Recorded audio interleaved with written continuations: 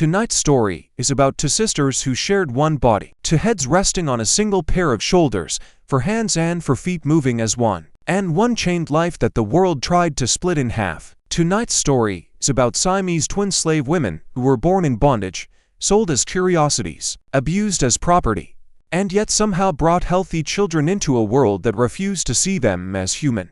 I wish you a quiet evening. Pour yourself some tea, sit back, make yourself comfortable, and listen to this strange and painfully beautiful story. They were born on a night when the air itself felt afraid. Outside the slave quarters, the wind dragged along the cane fields in long cold sighs, and rain beat the roof of the little cabin as if it wanted to get in and witness what was happening. Inside, a kerosene lamp sputtered, shadows jumped on rough wooden walls, and a woman named Miriam twisted in a sweat-soaked pallet of rags, biting down on a strip of leather. "You got to push, Miriam," the midwife urged. Her name was Alma, and she had delivered more babies than she could remember on the Carrington plantation. "The Lord done brought you this far. Don't stop now." Miriam let out a low, hoarse grunt, something between a growl and a prayer. A handful of women from the quarters crowded near the walls, whispering, their eyes wide with worry. They knew Miriam's story. This was her first child that had lived long enough to come to term. The others had faded away before they drew breath, lost to fevers and hard work and the silent cruelties of the place they all called home. Thunder rolled somewhere in the distance when the baby's first cry did not come. Alma frowned. Something was wrong. Her hands, gnarled and experienced, felt along Miriam's body, and the blood drained from her face. "Lord have mercy," she whispered. Then louder, more urgent, "Hold her still. Hold her still." Two women grabbed Miriam's shoulders. Another pinned her legs as Alma guided the impossible birth into the world. For a long, terrible minute, there was nothing but Miriam's ragged screams and the wet, slick sound of flesh and blood. Then, finally, a sound rose up over the storm. Not one cry, but two, braided together in a thin, desperate wail. Alma lifted the newborns, and at first all anyone saw were two tiny heads, two tiny faces, screaming and scrunched and red. The women in the room exhaled in relief. Twins, that's why it had been so hard. Until Alma turned, and the lamp caught the rest of the babies' bodies. The room fell silent. Two heads, one neck branching into two, one set of shoulders, one chest rising and falling in shuddering breaths, one soft, round belly, one pair of arms and one pair of legs, glistening and trembling. Miriam forced herself up on her elbows, her vision swimming. Let me see," she demanded, voice broken. Alma hesitated. For the first time in her life, words abandoned her. "Let me see," Miriam repeated, stronger this time, and Alma slowly turned, lowering the bundled infants so their mother could look. For a second, Miriam said nothing. She took in every impossible inch of them, the shared body, the twin faces, the way one mouth sobbed while the other mouth opened and closed in soundless confusion. One of the little heads turned toward the other, as if seeking comfort already. Miriam's eyes filled, but there was no horror in them, only a grief so deep it almost looked like love. She reached out, hands shaking, and touched first one damp, curly head, then the other.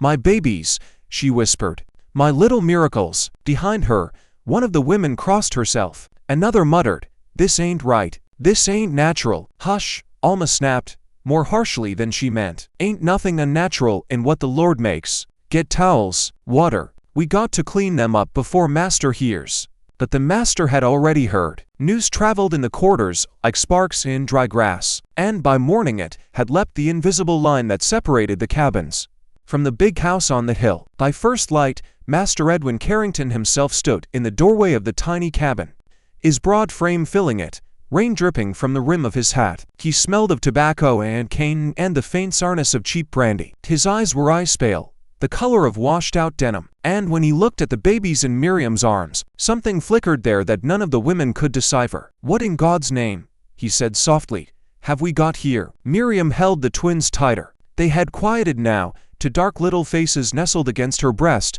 eyes closed, breathing shallow and uncertain. She did not answer him. Slaves did not answer questions unless they were directly ordered to. Alma stepped forward instead, wringing her hands in her apron. They come together, sir.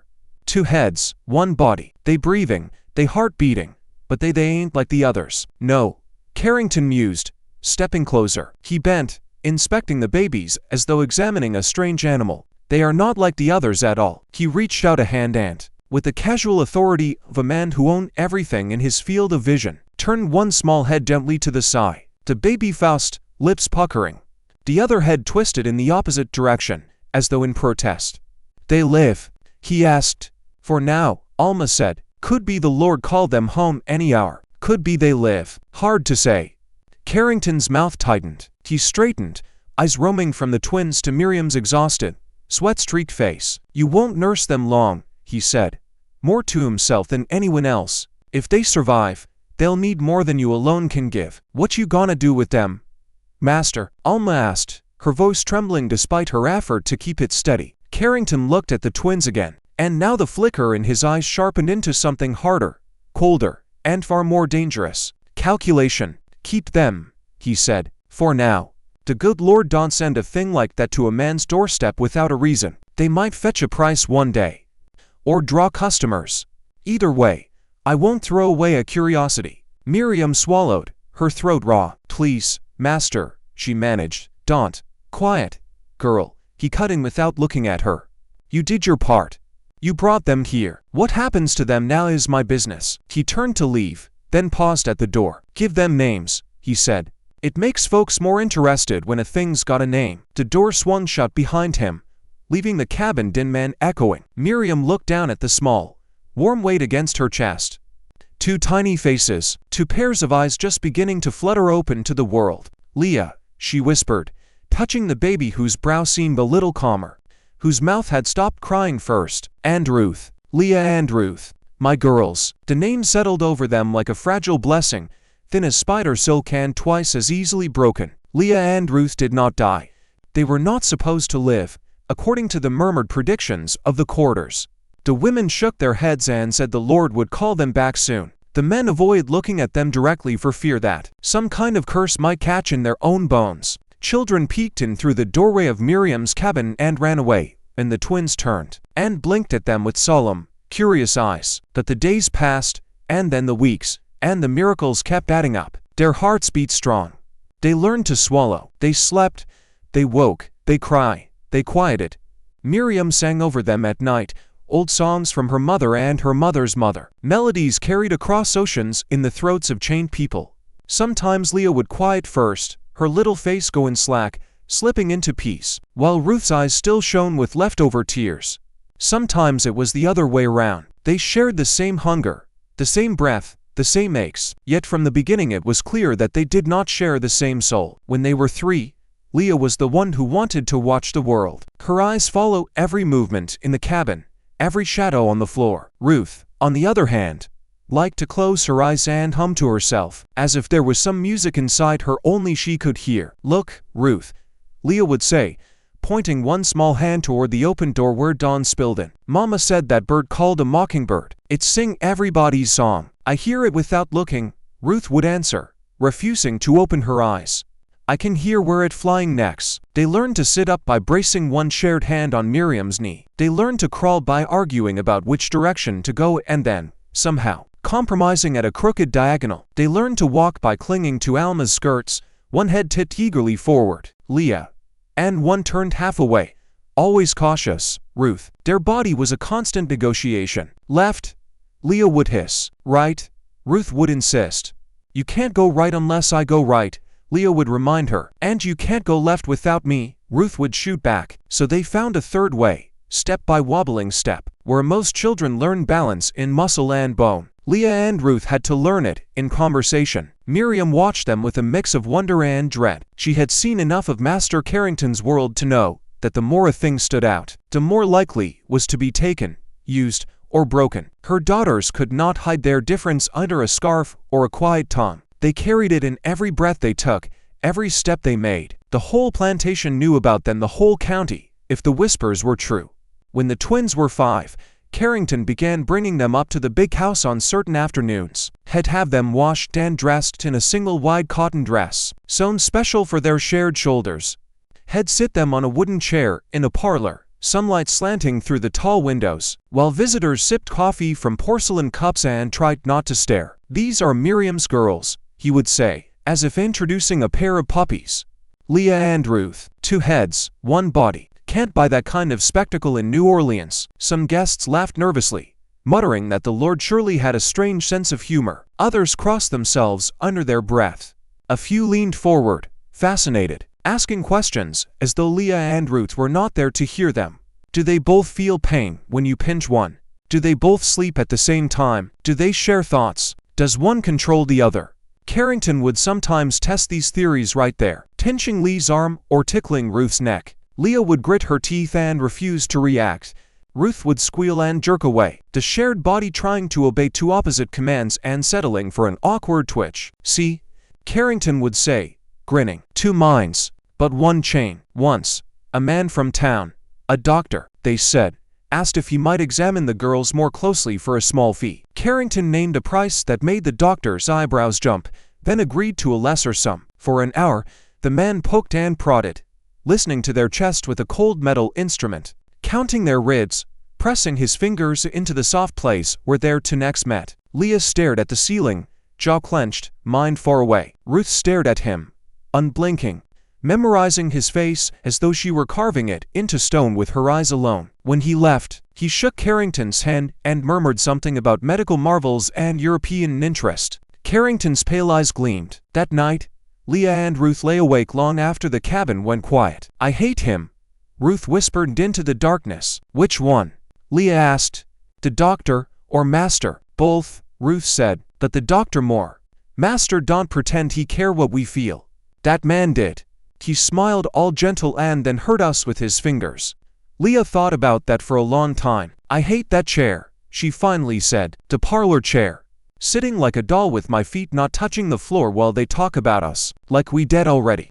Maybe one day we can walk away from that chair, Ruth murmured. We can't walk away from this body, Leah said. And they won't let us walk away from this place. Ruth didn't answer. In the dark, Leah could feel her sister's heartbeat, their heartbeat, thudding steady and stubborn against the thin barrier of skin and bone. They started working in earnest when they were 10. Childhood on the Carrington plantation was short and conditional. The moment small hands could pick up a basket or hoe, they were given one. For Leah and Ruth, there was no exception. If anything, there was more expectation. Carrington had decided that his two-headed girls needed to prove they were not just a curiosity, but an asset. At first, they were sent to the big house to help with simple chores, polishing silver, dusting shelves, carrying folded linens through the wide hallways. The dress they wore had to be cut just so, with two neck openings and enough fabric to keep their shared torso decent. Their steps had become surer over the years, but their gait was still slightly off. A compromise between Lee's natural quickness and Ruth's cautious pace. Lift together, Miriam had taught them when they were small. Then together. You ain't two bodies. You one. Don't let them set you against each other. In the pantry, when they tried to carry a heavy tray of dishes, the old cook, Hattie, watched with skeptical eyes. This ain't gonna work, Hattie muttered. One of y'all gonna drop something. We never drop nothing, Leah said, bristling. We can do it, Ruth added softly. They did. It took more time, more whispered counting. 1, 2, 3. Lift, but they managed. Together, when they were 12, Carrington decided that the novelty of two-headed housegirls had worn off. He sent them to the fields. You got two minds to keep track of the rows, he told them. Don't see why you can't pick twice but one girl can. The twins stood at the edge of the cane field, the stalks stretching away in endless green waves.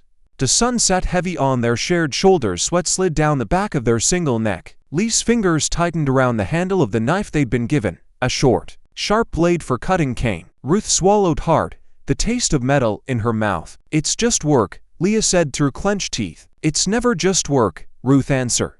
It's their work. They stepped forward anyway. There was no choice. The first day in the fields nearly broke them. Their body wasn't meant for the kind of twisting motion that cane cutting required. When Leah tried to bend forward to slice the stalks close to the ground, Ruth's instinct was to pull back, protecting their shared spine. When Ruth insisted on moving slowly to avoid tripping over the tangled roots, Lee's impatience made their steps jerky, uneven. By midday, their backs screamed, their hands blistered. Sweat rang into their eyes, stinging. They had fallen behind the others, and the overseer, a narrow-eyed man named Pike with a whip hold at his hip, took notice. Move it, freak, he barked, striding toward them. Ain't no reason to if you can't work faster than one. He raised the whip. Lee's head jerked up, fury flaring in her chest.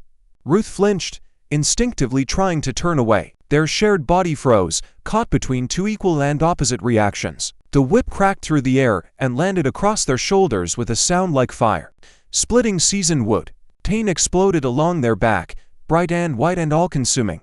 Leah and Ruth cried out in the same breath, their voices twisted together into one ragged animal sound. Again, Pike snarled, "Till you learn." The second strike came before the first had fully finished burning. The third made Leah taste blood. Ruth's vision went black around the edges. Their knees buckled. From somewhere far away, they heard Miriam's voice, shrill with terror. "Please, sir, please.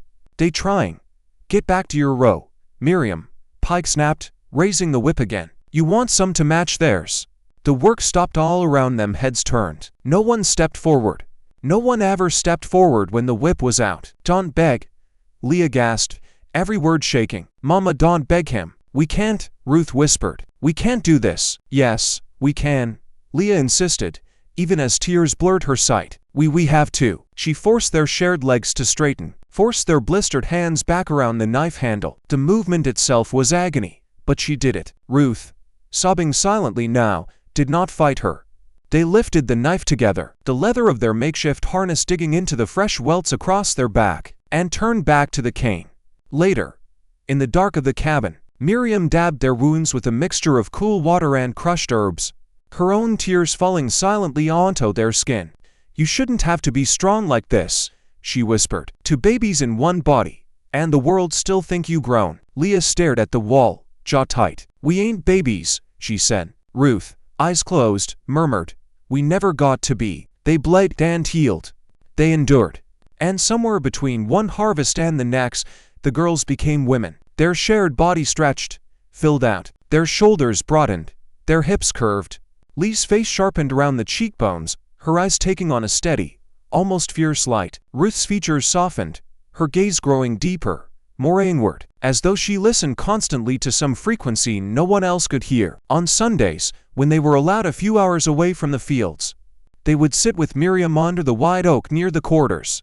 Leah would watch the road leading to town, imagining what lay beyond the bend. Ruth would watch the sky between the branches, imagining what lay beyond the clouds. "Maybe there a place somewhere we ain't strange," Ruth said once, "where folks don't point and whisper." "There ain't no such place," Leah answered.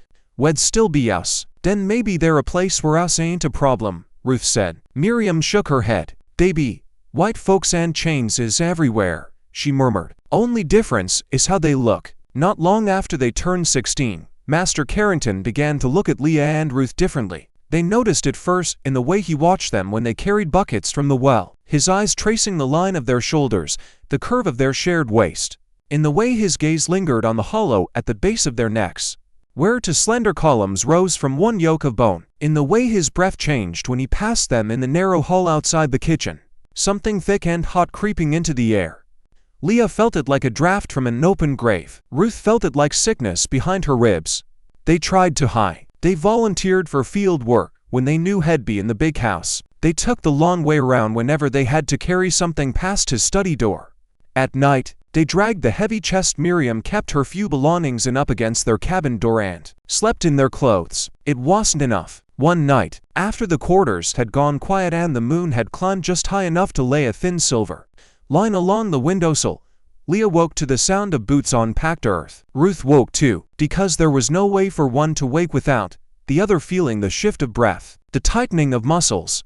"Mama," Leah whispered. Miriam lay near their feet on her own pallet, exhausted from the day's work. She did not stir. The boots were still outside. The latch lifted. The chest scraped against the door as someone pushed, slow but inexorable. The wood moaned. The girls' hearts pounded so hard their shared ribcage seemed too small to contain them. The door opened. Master Carrington filled the frame, lamplight from the hallway carving his face into strange hollows and planes. He did not look drunk. He did not look angry. He looked settled, like a man who had made up his mind. "Master," Leah said, trying to keep her voice steady, "you ain't supposed to be here." He smiled, a small, almost gentle curve of his mouth that made her stomach twist. "This is my land," he said. "Every nail, every tree, every brick, every body. I go where I please." He stepped inside and closed the door behind him. Ruth's hands clenched in the blanket. Leah felt the tremor in her sister's fingers and wanted to grab his whip, his pistol, anything. "Please," Ruth whispered, "leave us be." Carrington's smile didn't change, but his eyes hardened. "You don't tell me what to do, girl," he said. "You know that." Miriam stirred then, fluttering awake, confusion clouding her sleep-swollen features. When she saw who was standing over her daughters, she scrambled to her knees, hands raised. "Master, please," she said. "They just children." "They're my," he said simply. What followed could not be stopped. It was not a single night but many. Not one trespass but a series of them, so frequent that the girls lost count. The details did not need to be spoken for the truth to lay heavy in the cabin like smoke. Carrington used them because he could, because he owned the ground beneath their feet and the air in their lungs, because he saw their shared body as a thing, a marvel, a possession, and possessions existed to be used. Leah fought him at first. She struggled, she pushed, she bit, she flung every curse she knew from the depths of her chest. Once, she even managed to scratch his face, leaving 3 red lines along his cheekbone. He beat her for that, and because Ruth's skin was Leah's skin, Ruth bled for it too. After that, Leah learned to fight in other ways. She fought by holding his gaze with cold hatred whenever he looked at her. She fought by not crying out. She fought by whispering into Ruth's ear afterward, telling her over and over that it wasn't their fault, that they were more than what he did to them. Ruth fought by surviving, by counting breaths until each night ended, by carving the sound of his footsteps into a place in her mind, where she could rearrange it into something else, the rhythm of a hammer, the drum of distant thunder, anything but what it was. In time, Miriam stopped begging, not because she stopped caring, but because every plea seemed to make him more determined, as if her desperation was another spice in a meal he meant to savor. On a morning that smelled of rain and cane and wood ash, Leah woke with a deep, gnawing heaviness in their shared belly. Ruth felt it too. "Something's wrong," she whispered. "Everything's always wrong," Leah muttered, trying to sit up. But the feeling did not pass. It deepened, took root, became something else. Alma came and laid her old hands on their body. She closed her eyes and listened with her fingers. When she opened them, they were full of pity. "You carrying," Alma said softly, "the both of you." It was a strange phrase, but it was the only one that made sense. There was one womb in their shared body, one place for life to kindle, but 2 hearts to feel it, 2 minds to reckon with it. "You sure?" Leah demanded, though a part of her already knew. "Lord knows I wish I wasn't," Alma said. "But I am." The plantation responded as it always did to such news. Some of the women in the quarters shook their heads and muttered that this was proof of how wicked the world had become. Some of the men looked away in shame and anger, knowing exactly who fathered the child but powerless to name it aloud without inviting the whip. The plantation mistress, Mrs. Carrington, reacted less quietly. She stormed into the quarters, skirts swishing, cheeks flushed, eyes bright with a fury fueled by humiliation and helplessness. She stood over Leah, Ruth, and Miriam like a storm cloud. "You filthy creatures," she hissed.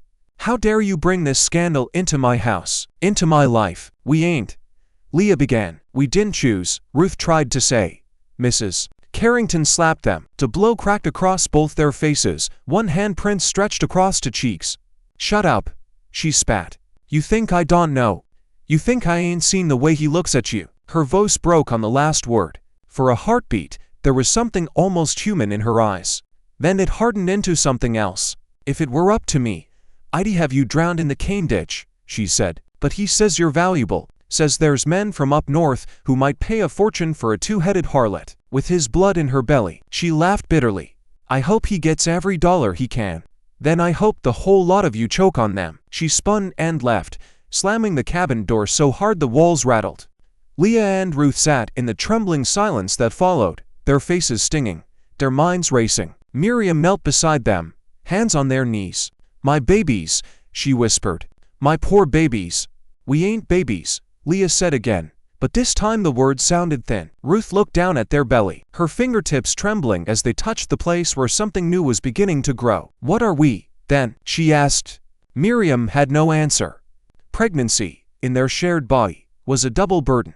The exhaustion hit both of them, crashing in waves that made their legs weak and their thoughts slow. The nausea came and went, unpredictably. Sometimes Leah would be ravenous, while Ruth felt sick at the smell of food, sometimes the reverse. Their back, already often sore from work, began to ache constantly under the extra weight. Yet as the months passed, something else took root alongside the discomfort, a fierce, bewildered tenderness. The first time they felt the child move, they were sitting by the cabin window, mending torn shirts for the men in the fields. Lee's hand paused mid-stitch. "Did you feel that?" "What?" Ruth asked, but the word was barely out of her mouth before she felt it too, a tiny flutter, like a fish turning in shallow water, deep inside. Their eyes met. "That's Ruth breathed." "Our baby," Leah finished, and for a moment the word felt larger than the cabin, larger than the plantation, larger than everything. They began to talk to the life inside them in low whispers after dark, when Miriam was asleep and the night sounds wrapped the quarters in a strange, fragile peace. Leah told the baby stories about the world as she wished it could be, fields that belonged to the people who worked them, roads that led to cities where no one was bought or sold, houses where doors didn't need to be blocked with chests against a master's boots. Ruth sang songs under her breath, humming melodies that she made up on the spot, promising that no matter what the world did, there was a place in their shared body where the child would always be safe. "You ain't just his," Ruth whispered one night. "You ours. Remember that. You ours first," Lee added fiercely. When the pains came, they came like a storm breaking open inside them. It was just before dawn, the sky outside paling from black to deep blue. Leah woke to a sharp, clenching pain that gripped their belly and back like a fist. She gasped, which made Ruth jolt awake, which made their whole body jerk. "It's time," Leah managed between clenched teeth. Ruth nodded, though her face had gone white. "Mama," she called. Miriam was out of bed before the second contraction, her hands already moving with practiced efficiency. Alma was fetched, breathless from the run, and soon the little cabin was filled again with the smells and sounds that had marked Leah and Ruth's own arrival into the world. Sweat, blood, whispered prayers, shouted commands. "Breathe," Alma said. "Don't fight the pain. Ride it." "Easy for you to say," Leah snapped, then cried out as another wave of agony crashed through them. Ruth grabbed hold of Miriam's arm, nails digging into her mother's skin. "We're gonna die," she whispered. "No, you ain't," Miriam said fiercely. "You hear me? You ain't." Time lost its meaning. There were only contractions and the brief, gasping spaces between them. Leah cursed and sobbed and laughed hysterically, sometimes in the same breath. Ruth prayed, in 3 languages, to broken English they had been forced to learn, the soft cadences of the songs Miriam had taught them, and the wordless language of pure desperation. At some point, Carrington pushed his way into the room, ignoring Alma's hissed protest. He stood at the foot of the bed, watching with clinical interest as his property labored to deliver more of his property. "Tell me when it crowns," he ordered. "One want to see it first." Miriam glared at him, hatred burning through her fear, but she said nothing. To say anything would be to invite the whip, or worse. When the baby finally came, the world narrowed to a single long, breaking scream, wide as the sky and deep as the river. Then, in the echoing silence that followed, a small, wet, furious wail rose up, high and thin and insistently alive. "A bow," Alma announced, tears standing in her eyes. "Strong lungs, too." She held him up so Leah and Ruth could see. A tiny form, slick with blood and vernix. His skin a warm brown that was already lightening at the edges. A whisper of Carrington's pale blood showing through. His fists were clenched. His eyes were squeezed shut. His mouth wide. Leah sobbed. Ruth laughed. The sound tangled together into something wild. "Give him here," Leah demanded. Alma laid the baby against their chest, wrapping him in a clean cloth. He rooted blindly, seeking warmth, seeking the steady thump of the heart. Their heart, that had been his home for 9 months. "What you gonna call him?" Miriam asked, wiping her face with the back of her hand. Leah and Ruth looked at each other, the same thought passing between them without words. "Isaiah," Ruth said. "After Alma's daddy," Lee added softly, remembering the stories Alma had told them of a man who once escaped a plantation, lived free for a handful of glorious years, and then was caught and killed for the crime of wanting to own his own life. Isaiah, a prophet's name, a name that tasted like hope and grief on their tongues. Carrington snorted. "Call him what you like," he said, "long as he can work when has grown." He left without another word. Isaiah stayed. He stayed through the aching weeks that followed, through the sleepless nights and the cracked nipples and the slow, careful healing of torn flesh. He stayed through the first hesitant smiles and the first time. He wrapped his tiny fingers around Lee's thumb, then Ruth's, holding on with surprising strength. Sometimes, when he slept with his head tucked under their chin, Leah would whisper, "You ain't him," as if she were afraid the baby might become his father just by sharing his blood. Ruth would stroke the dark fuzz of his hair and murmur, "You're you, nobody else. You hear?" When Isaiah was barely a year old, Leah and Ruth became pregnant again. This time the news did not bring shock. It brought a heavy, resigned sorrow, like the sound a tree makes when it finally falls after years of rot at the roots. They tried to resist Carrington more. They tried to make excuses, sickness, weakness, exhaustion. He did not care. Their shared body paid the price again. 9 months later, in another night of sweat and blood and prayer, a girl was born. She was smaller than Isaiah had been, her cry a little thinner, but her grip just as fierce when she wrapped her hand around their finger. Her skin was a shade darker than her brother's, her hair a soft cloud of tight curls.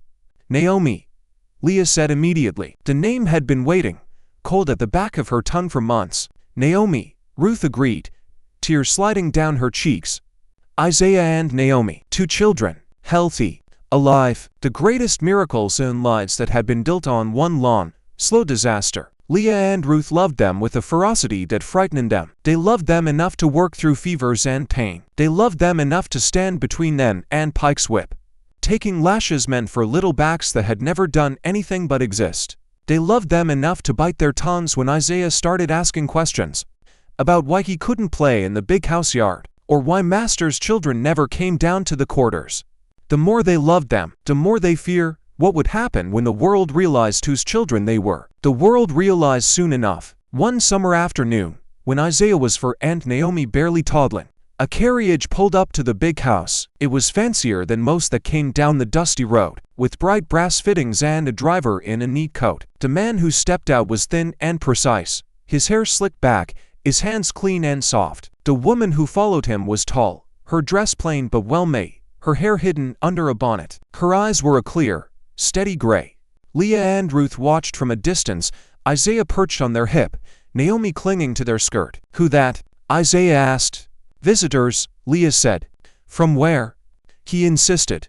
"Somewhere else," Ruth answered vaguely. Later, they learned that the man was a doctor from Philadelphia and the woman was a widow named Abigail Whitfield, who had inherited a modest fortune and an inconvenient conscience. Whitfield had been traveling through the southern states, visiting plantations under the guise of a lady seeking investment opportunities. In truth, she was looking for something else. Proof.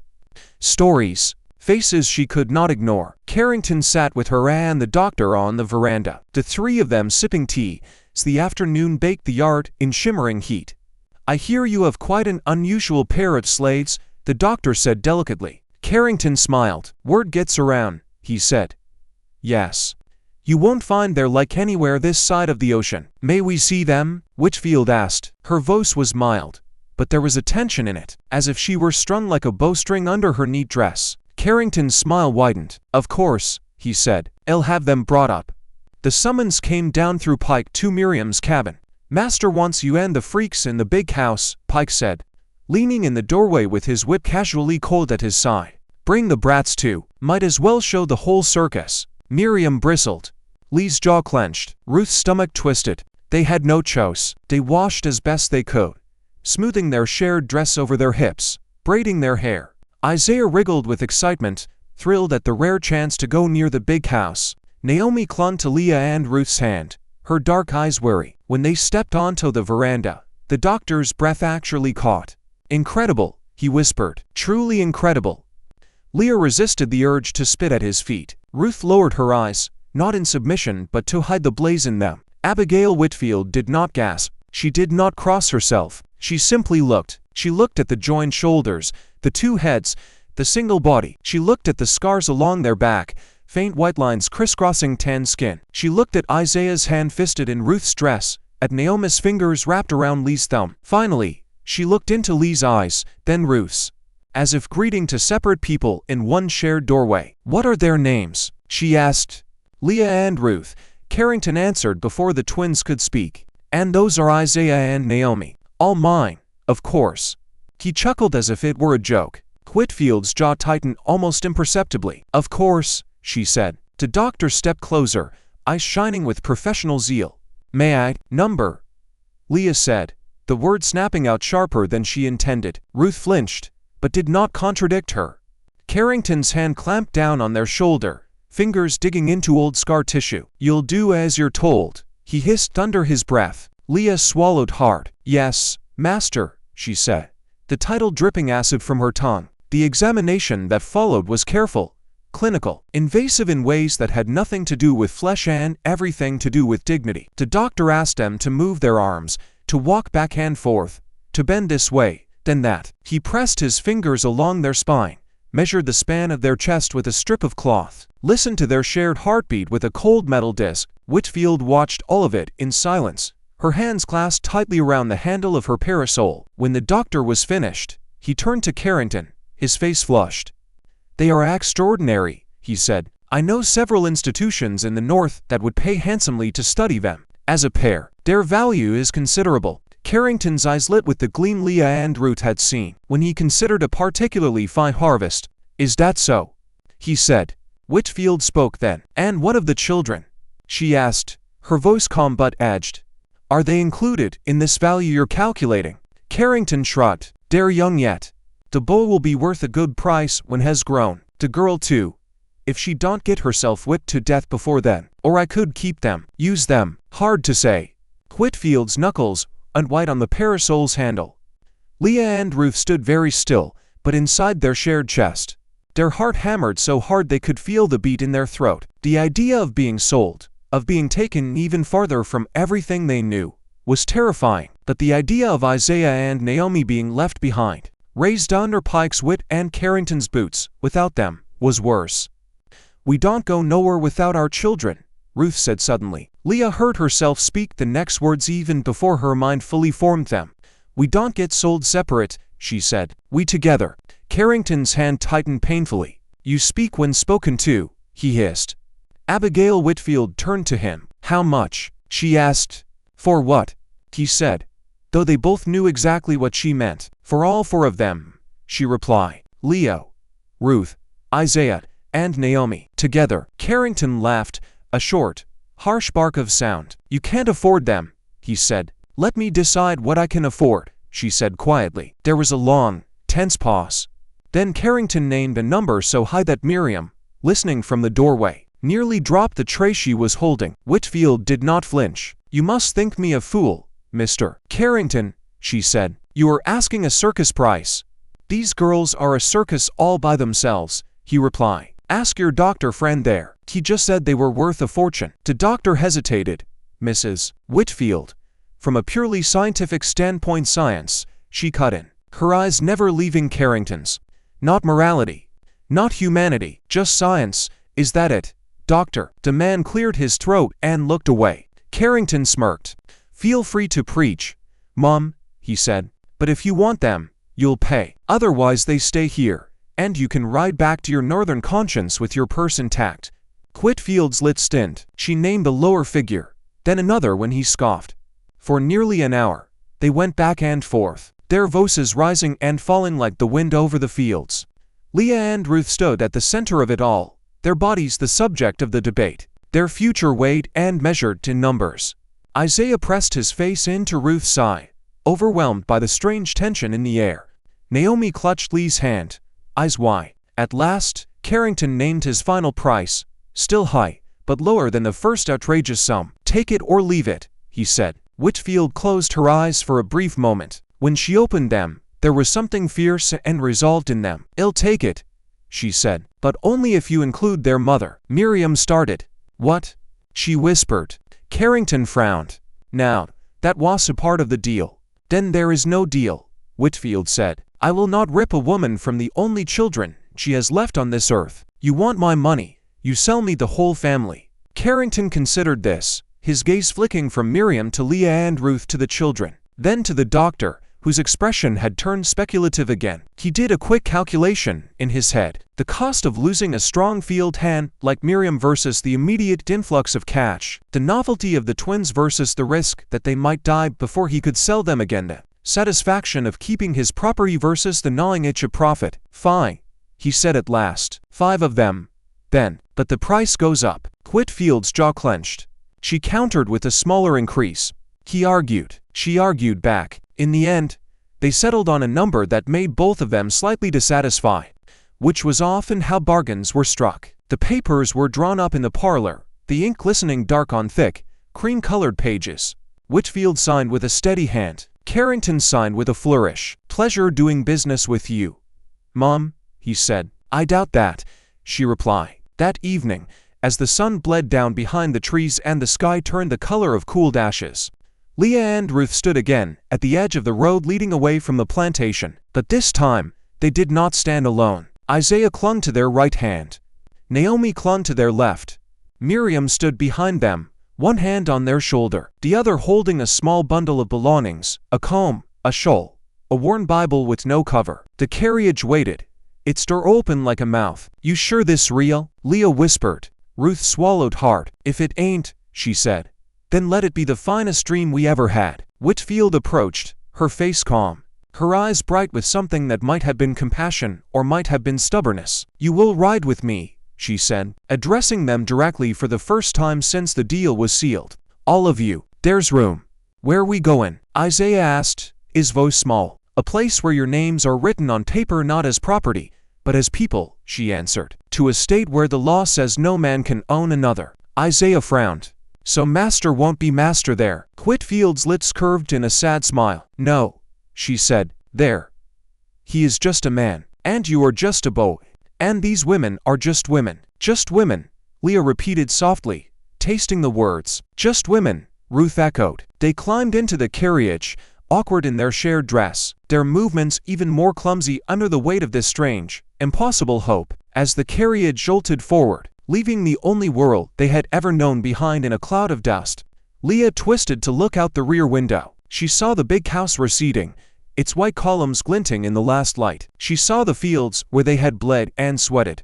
She saw Alma standing near the quarters, hand raised in a silent farewell. Ruth turned their head as far as she could and caught one last glimpse of the oak tree, under which they had dreamed of leaving. Then the curve in the road swallowed it all. Freedom, they learned, was not a moment. It was a process. It began on paper, with legal phrases and signatures in neat black ink in a small office in a northern town whose name Leah and Ruth mispronounced for months. Be it known that the persons formerly held in bondage under the name of Leah and Ruth, conjoined, together with their children Isaiah and Naomi and their mother Miriam, are henceforth and forevermore free. The document trembled in Whitfield's hand. As she read it aloud to them, her voice thick, Leah stared at the paper as if it might burst into flame. Ruth listened, her eyes closed, memorizing each word. "Say it again," Leah said. Whitfield did. "Twice. 3 times. Free," Ruth whispered, rolling the word around like a small, fragile stone in her mouth. "We free." The next step of freedom was less clear, less ceremonial. It involved learning to live in a world where no one could legally order them to work, but hunger and cold could course just as effectively. It meant figuring out how to rent a room when innkeepers blinked at the sight of their shared body, and hesitated at the idea of letting their kind under the same roof as decent folk.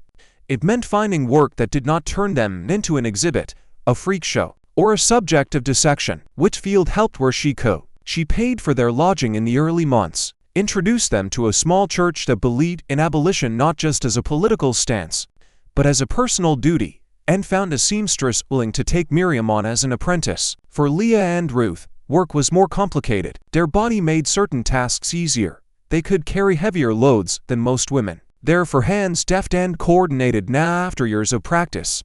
But it made other tasks nearly impossible. No factory would hire them for fear they would distract the other workers or upset customers. No housewife wanted to heads at her table when one would do. In the end, they found work in a laundry owned by a widow who had learned the hard way that scandal could break a woman faster than grief. "Folks already whisper when they see me," she said dryly, waving away Lee's hesitant explanations. "Might as well give them something worth whispering about. You can carry more buckets than any 2 girls I got." They scrubbed clothes until their fingers were raw, but no overseer stood behind them with a whip. They carried baskets up and down narrow stairs, but they were paid for every bundle. The first time they held coins that were theirs, not stolen, not borrowed, but earned. They stared at them for a long time, turning them over in their shared hands. So small, Isaiah said, peering at the metal discs. He was 10 by then, lanky and bright-eyed, his questions multiplying by the day. So heavy, Naomi added softly. She was 8, quieter than her brother, always listening. Leah smiled wryly. Money like that, she said. The weight of it ain't in your hand. It in what it can make other folks do. Ruth nodded. And what it can keep them from doing, she said. They used that small weight to shape their new life. They rented 2 rooms in a narrow brick building, one for Miriam, one for the 4 of them. The twins slept on a wider bed than they ever had before. Isaiah and Naomi curled at their sides like smaller, separate versions of themselves. Miriam kept the room neat, her Bible on a little shelf shed made from scrap wood. They learned to read. In the evenings, Leah laboriously traced letters on scraps of paper while Ruth whispered the sounds into her ear. Isaiah and Naomi learned faster, their young minds absorbing the strange shapes eagerly. Dem words been used against us our whole life, Miriam said one night, watching her grandchildren mouth syllables. About time we learned to use them back. They learned to walk the streets without flinching at every shouted slur or pointed finger. Some people crossed to the other side of the row when they saw them. Some stared openly, their curiosity wrapped in flimsy politeness. A few children, bolder or less burdened by the rules of their parents, ran up to them, eyes wide. Do you two argue? One boy asked. All the time, Leah answered. How you decide who gets to move? A girl pressed. We don't, Ruth said. We move together. Does it hurt? Another child blurted. Being stuck together like that. Leah paused, then smiled faintly. Sometimes, she said, but being alone hurts too. Just a different way. Ruth added, everybody's stuck to somebody, one way or another. You just can't always see the scene. They became, in their small way, legends in the town. The 2-headed women who lived over the cobbler's shop, who worked at the laundry, who walked arm in arm with their children to church on Sundays. And always, there was the shadow of the past. Sometimes Leah woke in the night with her heart pounding, sure she heard boots on the stairs, the scrape of a chest being shoved aside. Ruth woke with her, because she could not help it, and they would lie there in the dark, listening to the quiet. They can't come here, Ruth would whisper. We got papers. Law on our side now. Law had words before too, Leah would say. Different ones, but just as sharp. And yet, day by day, the fear receded, replaced by something new. A cautious, stubborn faith in the simple fact of their continued survival. Years passed. Isaiah grew tall, his shoulders broad, his hands calloused from helping at the laundry and odd jobs around town. Naomi grew into her voice, discovering a strength in it that surprised even her. Miriam's hair went silver, her hands slowing but her tongue as quick as ever. Leah and Ruth changed too. Lines appeared around their mouths, at the corners of their eyes. Their shared back ached more often, reminders of old whips and new labors. But there was a softness in their faces now that had not been there on the plantation. Not weakness, but a kind of gentling, a loosening of the constant vigilant tightness. They had, against all odds, built a life, which was when the past came knocking. It arrived in the form of a letter, written in a hand Leah and Ruth did not recognize, bearing a southern postmark. Whitfield brought it to them herself, her face grave. I would not bring this to you if it were not necessary, she said. Leah took the letter in their shared hand, the paper crackling softly. Ruth looked over her shoulder as they unfolded it. The familiar dance of 2 sets of eyes scanning the same lines. The letter was from a lawyer representing the estate of one Edwin Carrington, deceased, in the matter of certain contested properties and the legitimacy of claims related to Rado. They had to read the sentence 3 times before its meaning sank in. Carrington's legitimate sons were arguing that Leah and Ruth's children had no right to any portion of the old man's estate despite rumors, persistent, stubborn rumors, that they were his offspring.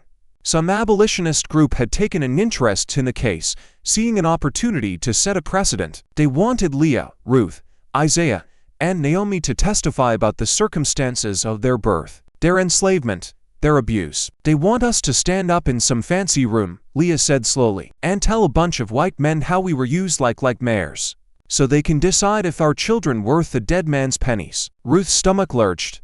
I don't want nothing from him, she said. Not a coin, not a button, not a drop of blood more than he already took. Isaiah, now a young man standing as tall as the doorframe, clenched his fists. If there's money on the table, he said, we could use it. We could buy our own place. We could help other folks get free. Naomi, her eyes like dark lamps, spoke quietly.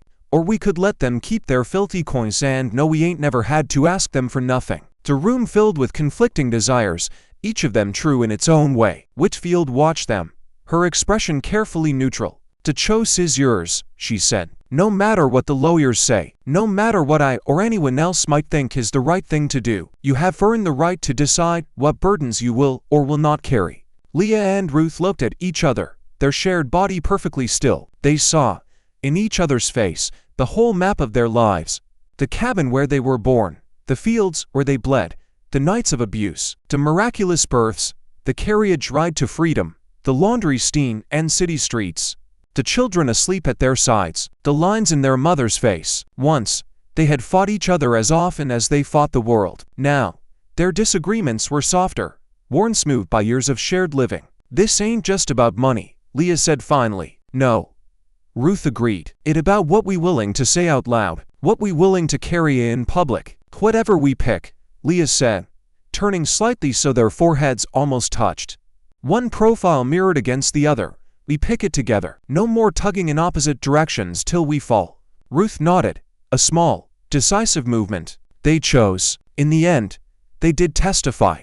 Not for the inheritance, though what little eventually came their way helped them secure a modest house at the edge of town.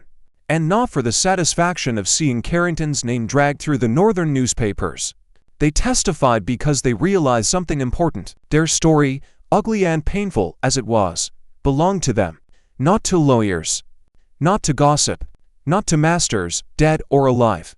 They sat in a crowded courtroom, two heads above one body on a straight-back chair, and they told the truth. They spoke of the night the boots came to their cabin door. They spoke of the mornings they woke bruised and bleeding. They spoke of Isaiah's first cry, of Naomi's first breath, of the way Carrington had looked at them not as daughters or women or even fully human, but as objects that happened to be alive. The courtroom listened, shifting uncomfortably. Some jurors looked away.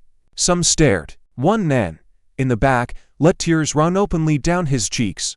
Isaiah and Naomi sat behind them, their hands clenched in each other's. Miriam sat beside them, her old eyes glittering. When it was over, when the last question was asked and the last answer spoken, Leah and Ruth walked, together, head high, out of the courtroom into the bright, ordinary sunlight of the street. Reporters shouted questions. Children gawked. Passers-by stopped in their tracks. "Do you feel vindicated?" one man called. Leah paused. Ruth did too, because there was no way not to. "We feel tired," Ruth said. "We feel seen," Leah added. "And that's something." They went home. Not to the cabin with the leaky roof and the view of the whip. Not to the big house with its polished floors and locked doors. To their own house, with its crooked porch and squeaky stair and window that looked out over a scraggly maple tree that Isaiah and Naomi had planted themselves. That night, after Miriam had gone to bed and Isaiah and Naomi had finally fallen asleep after hours of restless pacing and whispered argument about legal precedents and moral victories, Leah and Ruth sat by the window, watching the moon. "Do you ever wish," Ruth asked quietly, "that we'd been born separate?" Leah considered. Once, when she was younger and angrier, she would have said yes, without hesitation. Separate bodies, separate lives, the possibility of walking away when the hurt got too much. Now, she thought of the cane fields, of the way they had kept each other upright when the whip fell. She thought of the master's boots, of the way they had held each other in the dark afterward. She thought of Isaiah and Naomi, born from a shared womb, held in shared arms. She thought of the courtroom that afternoon, of the strength she had drawn from feeling Ruth's steady presence by her side.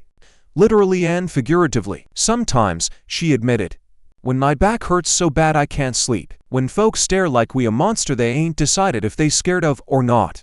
When I think how different things might have been if we could each have walked our own road." Ruth nodded, her profile edged silver by moonlight. "Me too," she whispered.